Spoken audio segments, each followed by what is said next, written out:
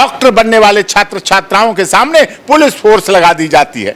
उन पुलिस अधिकारियों के भी बच्चे थे नीट में एग्जाम देने वालों में, वकीलों के भी बच्चे थे, जजेस के भी बच्चे थे, पत्रकारों के भी बच्चे थे, नेताओं के भी बच्चे थे, अभिनेताओं के भी बच्चे थे, व्यापारियों के भी बच्चे थे जो नीट का एग्जाम दे रहे थे। अच्छा नहीं लगता जो बच्चे 18-18 घंटे पढ़ते हैं, जो बच्चे शादी ब्याह फंक्शन में नहीं जाते, घूमने नहीं जाते, वो बच्चे सड़कों पर आंदोलन कर रहे हैं, मूवमेंट कर रहे हैं इस गर्मी में। जो चिकित्सा के क्षेत्र में जाने वाले थे वो खुद बीमार हो रहे हैं सड़कों पर। सपना कर ली कई बच्चों ने सुसाइड कर लिया। सोचिए, जिस परिवार ने सोचा था सफेद कोट पहन के हमारा बच्चा डॉक्टर बन के आएगा, उसने माता पिता ने अपने बच्चे को कफन सफेद उनके ऊपर उड़ाना पड़ा, उसको कफन से लपेटना पड़ा। ये भ्रष्टाचार का बड़ा मामला था और ये जो एग्जाम कराने वाली एजेंसी एनआईटी है वो उसमें लिप्त है, उसमें कुछ लोग लिप्त हैं। बहादुरगढ़ जैसा सेंटर रहा जिसमें इतने एकदम 780 नंबर, इतने हाई मार्क्स आए, ये सब कुछ घोटाला था। बच्चे बड़ी मेहनत करते हैं, बड़ा कोमल मन होते हैं, बड़े संस्कारित होते हैं, दिन रात पढ़ते हैं। उनकी अगर आपकी उनके अंदर पढ़ने की क्षमता खत्म हो गई ना तो भारत क्या हो जाएगा। मन के हारे हार है, मन के जीते जीत। आप उनका मन हरा रहे हैं।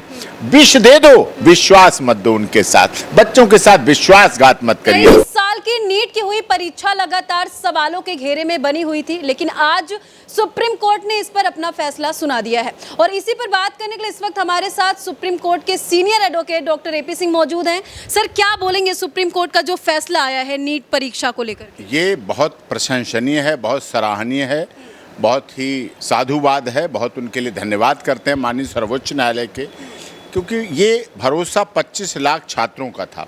छात्र छात्राएं जो 25 लाख नीट में बैठे थे, जिसके सेंटर भारत में तो पड़े ही, विदेशों में भी पड़े सेंटर इसके। और 25 लाख देखिए छात्र छात्राएं जुड़े तो उनके परिवार वाले, अगर एक परिवार के एक व्यक्ति या बच्चे के 10 परिवार वाले हैं तो वो 10 से भी जुड़े उसकी भावनाओं से। तो कठिन मेहनत करते हैं, 18-18 घंटे बच्चे पढ़ते हैं, उनके माता पिता पैसे लगाते हैं, माता पिता खुद भी उनकी केयर करते हैं। कोई माता अपने टॉप्स बेचती है, कोई मंगलसूत्र बेचती है, कोई हाथों की चूड़ियाँ बेचती है, खुद भूखे रहते हैं, खुद फटे कपड़े पहनते हैं, लेकिन वो चाहते हमारा बच्चा पढ़ जाए, हमारा बेटा बेटी पढ़ जाए, और पढ़ भी किस लिए जाए, डॉक्टर बन जाए। हमारे देश में जरूरत है चिकित्सकों की। सवाल है कि अभी जो फैसला सुप्रीम कोर्ट का कुछ ही देर पहले आया है कि नीट पर सरकार का बड़ा ऐलान है।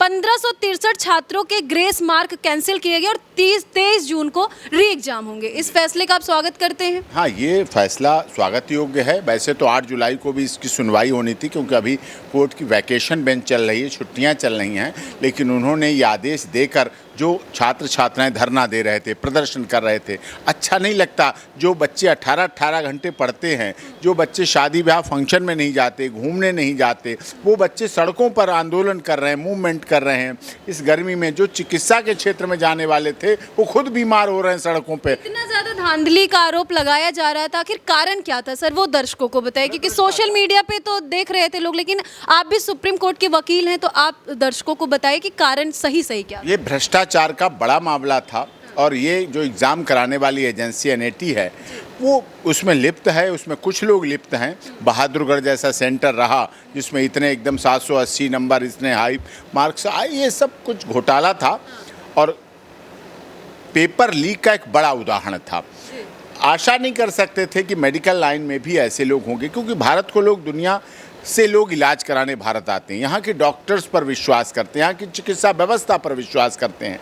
और ऐसे में जो ये मामला हुआ नीट का, ये सुप्रीम कोर्ट का हम साधुवाद करते हैं, लेकिन हमने भी चिट्ठी लिखी, हमने एक लेटर लिखा है देश के माननीय नए स्वास्थ्य मंत्री जेपी नड्डा जी, जो पूरे देश की भावनाओं से जुड़े हुए हैं, धर्मेंद्र प्रधान जी जो कि मानव संसाधन मंत्री बने हैं नई तीसरी मोदी जी की सरकार में। लेटर में क्या लिखा? हमने यही लिखा कि भारत सरकार, सुप्रीम कोर्ट तो काम कर रही है, ऑनरेबल हाई कोर्ट ने तो सुनवाई की, सारे केस सुप्रीम कोर्ट रेफर कर दिए, लेकिन भारत सरकार का जो मानव संसाधन मंत्रालय है और स्वास्थ्य मंत्रालय है, मोदी जी की सरकार सबका साथ, सबका विकास, सबका विश्वास करती है। तो नीट के मेडिकल के छात्रों के साथ भी विश्वास हो, उनके साथ भरोसा हो, उनके साथ काम हो और उनके साथ होना चाहिए। सर इतने साल से बच्चे तैयारी करते, इतने सालों से तैयारी करते, उन्हें अच्छा कॉलेज मिले, लेकिन कुछ ऐसे मार्क्स आए थे 720 कुछ छात्रों के, तो उसमें कहीं ना कहीं कंफ्यूजन चल रहा था कि उन बच्चों को अगर अच्छा कॉलेज मिलेगा तो और बच्चों का क्या होगा।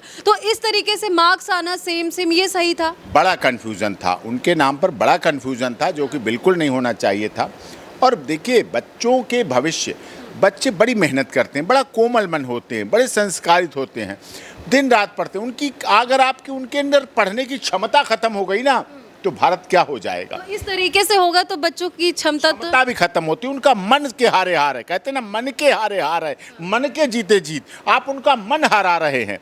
विष दे दो, विश्वास मत दो उनके साथ। बच्चों के साथ विश्वासघात मत करिए। कई बच्चे गरीब परिवार के थे जो सपना देख कर ली, कई बच्चों ने सुसाइड कर लिया। सोचिए, जिस परिवार ने सोचा था सफेद कोट पहन के हमारा बच्चा डॉक्टर बन के आएगा, उसने माता पिता ने अपने बच्चे को कफन सफेद उनके ऊपर उड़ाना पड़ा, उसको कफन से लपेटना पड़ा। जिम्मेदार कौन है सर? देखिए, ये भ्रष्टाचार उसके लिए जिम्मेदार है। भ्रष्टाचार का जो सिस्टम है, अब भारत सरकार इसमें तीसरी बार, और देखिए इन्होंने समय भी ऐसा चुना, जिस दिन चुनाव का डिक्लेरेशन हो रहा हो, चुनाव का समय था, उसी समय सारी लिपापोती कर ली। लेकिन आप लोग वरिष्ठ पत्रकार हैं, सच टॉक्स दुनिया में देखा जाता है, तो वो उसने एक्सपोज किया, सारी चीज़ें खोली, क्योंकि आपसे कोई छुप नहीं सकता, आपसे नहीं छुपाया जा सकता।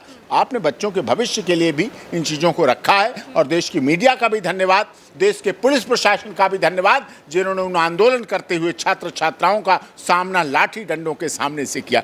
कितना दर्द होता होगा जब डॉक्टर बनने वाले छात्र छात्राओं के सामने पुलिस फोर्स लगा दी जाती है।